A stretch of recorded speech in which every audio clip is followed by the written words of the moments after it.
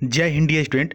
आपका एग्ज़ाम बिल्कुल करीब आ चुका है, तो ऐसे में सिर्फ वही वाले ईडियम्स पढ़ेंगे जो आपके एग्ज़ाम में पूछे जाते हैं बार बार। और सिर्फ ईडियम ही नहीं बल्कि वन वर्ड सब्स्टिट्यूशन या एंटोनिम सैनोनिम या जो भी प्रैक्टिस हम करेंगे वो ऐसी चीज़ों का प्रैक्टिस करेंगे जो कि आपके एग्ज़ाम में कई बार दोहराए गए हैं, कई बार रिपीट किए गए हैं। तो चूंकि वो कई बार रिपीट किए गए हैं तो इस बार भी आने की संभावनाएं बनती है।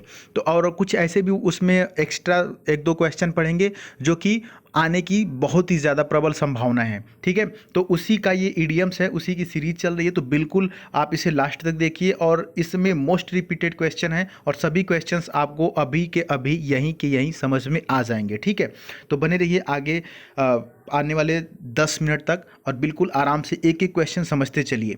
एग्ज़ाम बिल्कुल करीब है, एक एक जो वीडियो है आपके लिए बहुत इंपॉर्टेंट होने वाली है, क्योंकि एक भी क्वेश्चन आप मिस मत करिएगा, बहुत इंपॉर्टेंट। एकदम समझिए कि ब्रह्मास्त्र साबित होने वाला है आपके एग्ज़ाम के लिए, ये रामबाण साबित होने वाला है। पहला यहाँ पर क्वेश्चन है, अ बर्निंग क्वेश्चन करके है, एक ईडियम है जो कि आपके एग्ज़ाम में पूछा गया है। बर्निंग क्वेश्चन, इसका मतलब क्या होता है? देखिए, ईडियम एक ऐसा सेक्शन है कि अगर आप कभी ना कभी उसको पढ़े नहीं रहेंगे तो चांसेस ज़्यादा हैं कि आप गलत करेंगे, इसलिए यहाँ पर आप पढ़ेंगे तो आप बिल्कुल सही कर पाएंगे। देखिए, बर्निंग क्वेश्चन का मतलब होता है कि सार्वजनिक रूप से चलने का विषय, जैसे ऑप्शन नंबर सी सही होगा। ठीक है, देखिए, a matter hotly discussed in public, ऐसा एक मैटर, एक ऐसा मुद्दा जो कि पब्लिक में बहुत चर्चा का विषय हो, बहुत ज़्यादा डिस्कस होता हो। ठीक है, तो ऐसे बहुत से मुद्दे हो जाते हैं, जैसे कि जब राम मंदिर बन रहा था, जब राम मंदिर पे फैसला आने वाला था, तो वो जो टॉपिक था, जो क्वेश्चन था, वो कैसा था? अब बर्निंग क्वेश्चन था। समझ रहे हैं मैं क्या कहना चाहता हूँ? ठीक है, तो जब भी कोई बात आता, जैसे अभी दिल्ली में एक प्रोटेस्ट चल रहा है, किसान बहुत दिनों से बैठे हुए हैं रोड पर, तो ये क्या है? ये एक बर्निंग क्वेश्चन है। तो ऐसे मैटर्स जो हॉटली डिस्कस्ड इन पब्लिक, जो पब्लिक में डिस्कस्ड होते हैं। ठीक है, option C is right here. आगे बढ़ते हैं डियर स्टूडेंट, अगला आप बताइए, चिकन हार्टेड। ये सब मैं पहले भी कराया हूँ, अपना जो पहले डेली क्लास चलता था। ठीक है, अभी आपको मैं प्रैक्टिस करा रहा हूँ, जो बच्चे उस समय देख ही रहे होंगे उनको ये चीज़ें आ रही होंगी, है ना, तो उनके लिए और बेनिफिशियल होगा, चीज़ें दोहरा लीजिए आप। ठीक है, चिकन हार्टेड का मतलब होता है, ऑप्शन ए से होगा, कावर्डली। कावर्डली का मतलब होता है कायर, मतलब डरपोक। इसको कैसे याद करेंगे सर? देखिए, होता ये है ना कि चिकन मतलब मुर्गा से संबंधित है, मुर्गा मुर्गी जो आप बहुत से लोग खाते भी हैं। ठीक है, हम तो नहीं खाते हैं ये सब चीज़ें, लेकिन जो लोग खाते हैं उनको पता होगा, हम एक बार देखे हैं कटते हुए। होता यह है कि जब मुर्गे को वो कसाई पकड़ता है काटने के लिए, तो वो डर जाता है बेचारा। चिकन हार्टेड, उसका जो हार्ट है बहुत ही कमज़ोर है, डरपोक है, नाजुक है, उसको डर लगता है, वो पिंजड़े में बंद है, तो वो देख रहा है कि मेरे साथी कट रहे हैं या मेरा भी नंबर आने वाला है, तो वो डरता रहता है, वो डरपोक है। इसलिए याद करेंगे चिकन हार्टेड मतलब कावर्डली। ठीक, कीथ एंड कीन। कीथ एंड कीन का मतलब क्या होता है? ये छोटे छोटे फ्रेज हैं, इडियम्स हैं, एग्जाम में आ जाते हैं तो बहुत खतरनाक साबित होते हैं, क्योंकि इनका कोई क्लू ही नहीं मिल पाता है। अब चिकन हर्टेड का मतलब कावर्डली था, किसी ने सोचा होगा? नहीं सोचा होगा। जो बच्चा पढ़ा होगा कभी ना कभी का, कहीं ना कहीं देखा होगा, वही समझ पाएगा। अब देखिए, कीथ एंड कीन भी वैसा ही है। कीथ एंड कीन का मतलब रिलेटिव्स होता है। अब बताइए, जो नहीं पढ़ा होगा उसको क्या पता होगा? कीथ एंड कीन का मतलब क्या होता है? रिलेटिव्स। रिलेटिव्स मतलब रिश्तेदार। ठीक, हैंड एंड ग्लोव का मतलब क्या होता है?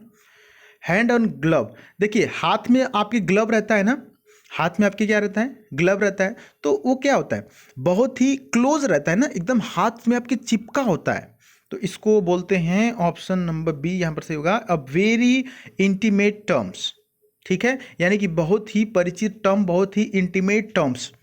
या कभी कभी ऑप्शन में भी देता है कि एक्सट्रीमली क्लोज रिलेशनशिप, बहुत ही क्लोज रिलेशनशिप। क्योंकि हाथ का और ग्लव्स का जो रिलेशन है वो बहुत ही क्लोज है ना, ऐसे याद कर लेंगे, क्योंकि एकदम पास में सटा हुआ है ग्लव्स आपके हाथ में, हाथ के ऊपर ही तो है। ठीक, आगे बढ़ लेते हैं। A fish out of water, ये आपके एयरफोर्स के एग्जाम का बहुत फेवरेट क्वेश्चन है, कई बार आ चुका है। A fish out of water, option देख के ही आप आंसर करेंगे एग्जाम में, है ना। ईडियम्स का मीनिंग थोड़ा सा दाएं बाएं घुमा के देता है कई बार ऑप्शंस में, तो ऑप्शन जरूर देखेंगे, ऑप्शन के अनुसार ही कई बार इसकी मीनिंग्स चेंज होते रहते हैं। ऑप्शन एग्जैक्टली आपको सही डायरेक्शन में ले जाता है। तो यहाँ पर ऑप्शन बी सही है। इस ऑप्शंस के हिसाब से आप देख सकते हैं, इन अ ट्रबल सिचुएशन। अब देखिए, मछली जल की रानी है, जीवन उसका पानी है, हाथ लगाओ डर जाएगी, बाहर निकालो मर जाएगी। तो मछली को जब पानी से आप आउट ऑफ वाटर, जब पानी से आप बाहर कर देंगे तो वो सिचुएशन उसके लिए कैसी होगी, ट्रबल करने वाली होगी, परेशान करने वाली होगी। तो एक ऐसी सिचुएशन जो मुसीबत की सिचुएशन हो उसको बोलते हैं फिश आउट ऑफ वाटर। ठीक है, आगे बढ़ते हैं। Hit the nail on the head, इसका मतलब क्या होता है? Hit the nail on the head, देखिए एक ऐसे होता है ना जिसको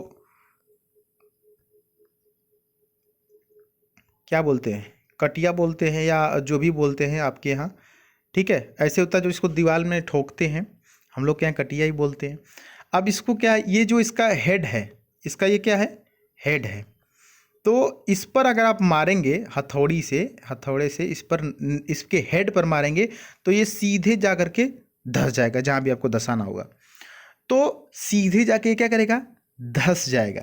तो to do the right thing, अगर थोड़ा सा टेढ़ा मेढ़ा मारेंगे दाएं बाएं ना तो टूट जाएगा या नहीं धसेगा या आपके हाथ में धस जाएगा। ठीक है, find exactly the right answer, बिल्कुल सही आंसर खोजना, या to do the right things, बिल्कुल सही चीज़ें करना, इसको बोलते हैं hit the nail on the head. ठीक है, एकदम सटीक चीज़ें करना, एकदम सटीक हथौड़ा इसके ऊपर मारेंगे, चीज़ें आपकी सक्सेस हो जाएंगी, सटीक सटीक चीज़ें हो जाएंगी, राइट आंसर मिल जाएगा। ठीक, ऑप्शन बी सही है। इडियम्स को याद नहीं किया जाता, उसको समझा जाता है। समझिए, हम समझाने की कोशिश आपको कर रहे हैं। एप्पल पाई ऑर्डर का मतलब क्या होता है?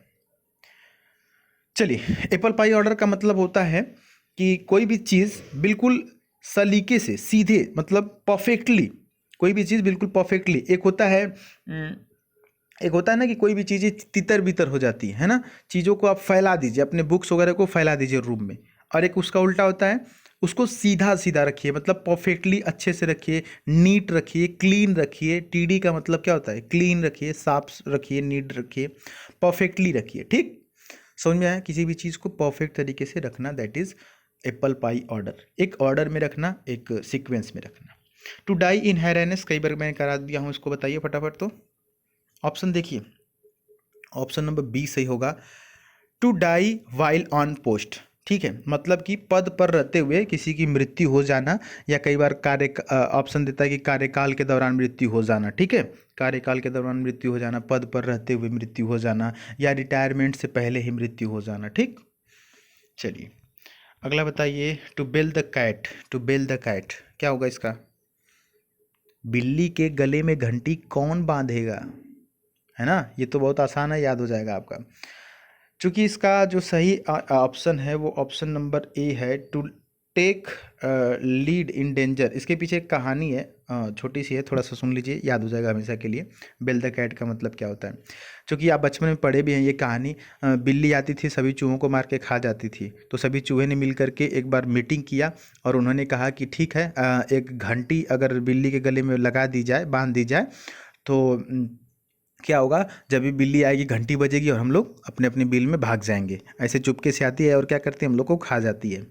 तो सभी लोग कहे कि नहीं, आइडिया तो बुरा नहीं, आइडिया बढ़िया है। लेकिन उसमें से एक बूढ़ा सा चूहा था, मतलब सबसे बड़ा वाला, एक्सपीरियंस वाला, कहा अच्छा ठीक है, आप लोग तो सही कह रहे हैं, लेकिन who will bell the cat, मतलब कि who will take the lead in danger. बात तो सही है, लेकिन इस डेंजर सिचुएशन में कौन लीड करेगा, मतलब कि इस कठिन परिस्थिति में बिल्ली के गले में घंटी कौन बांधेगा, है ना? तो उसी को बोलते हैं बेल द कैट, मतलब कि कठिन परिस्थिति में, डेंजर सिचुएशन में लीड करना। लीड करना का मतलब, लीड करना समझिए, अंग्रेजी समझिए, लीड करना, है ना? लीडर लीड करते हैं। तो who will take risk, who will take lead in danger, danger situation में लीड करना। ठीक, ऑप्शन ए सही होगा। उम्मीद है कि समझ में आ गया होगा, बहुत समझदार हैं आप, है ना? अच्छा, लास्ट वाला बता दीजिए। To throw dust into one's eyes, ये तो बहुत आसान है, हिंदी में भी आपने इसको पढ़ा होगा, समझा होगा, कि आंखों में धूल झोंकना। बोलते हैं ना, हिंदी में एक पर्यायवाची होती है, आंखों में धूल झोंकना। पर्यायवाची नहीं, इसको क्या बोलते हैं, मुहावरा बोलते हैं, आंखों में धूल झोंकना। तो ऑप्शन नंबर सी सही होगा, टू डिसीव। डिसीव का मतलब होता है धोखा देना। ठीक है, तो to throw the dust into someone's eye, किसी की आंख में धूल झोंकना का मतलब होता है टू डिसीव, यानी कि धोखा देना। एक बात और याद रखिएगा, डिसीव की जो स्पेलिंग है वो स्पेलिंग टेस्ट के दौरान पूछी जा चुकी है आपके एयरफोर्स में, तो इसकी स्पेलिंग एक बार याद कर लीजिएगा, ठीक है। डिसीव हो गया, रिसीव हो गया, ये आया हुआ है स्पेलिंग टेस्ट में, और स्पेलिंग टेस्ट में मैंने इसको अलग से कराया भी है, आप प्लेलिस्ट भी देख सकते हैं। तो ये रहे आज के इडियम्स। बाकी चीज़ों के लिए आप चैनल पर सब्सक्राइब कर लीजिएगा हमारे इस चैनल को, और साथ ही साथ अगर आप इंस्टाग्राम चलाते हैं तो ज़रूर फॉलो करें हमें इंस्टाग्राम पे, द सुधीर पांडे सर्च करके, ठीक है। उसके बाद फिर मिलेंगे अगली वीडियो में। अपनी राय कमेंट बॉक्स में ज़रूर दीजिएगा, आपके कमेंट बॉक्स हम पढ़ते रहते हैं। चलिए फिर, जय हिंद, वंदे मातरम।